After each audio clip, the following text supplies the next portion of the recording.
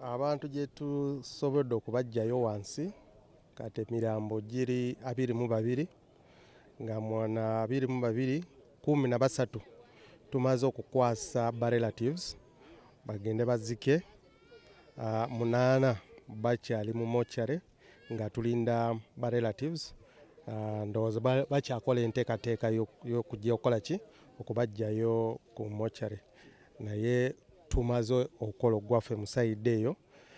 Waliwo eŋŋambo simanyi oba mwe mwakateekayo nti oba ogendayo ku mochare bakusaba ssente, tewali akusaba ssente, towaayo ssente, ebyo ŋŋambo banabufuzi be bateekamu, baagala okulemesa n'okulaga nti gavumenti mbi, naye tewali gwe basaba ssente, buli kimu gavumenti yasasudde, buli kimu. Leero tetunaba kukola. Ekisooka namwe mulaba mbeera weather, enkuba yatonye okuva ekiro paka ssaawa zino, enkuba ekyatonya. Kati gye tugezaako okukola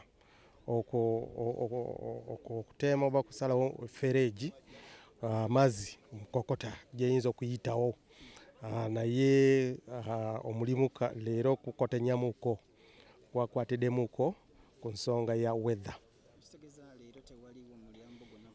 Tewali.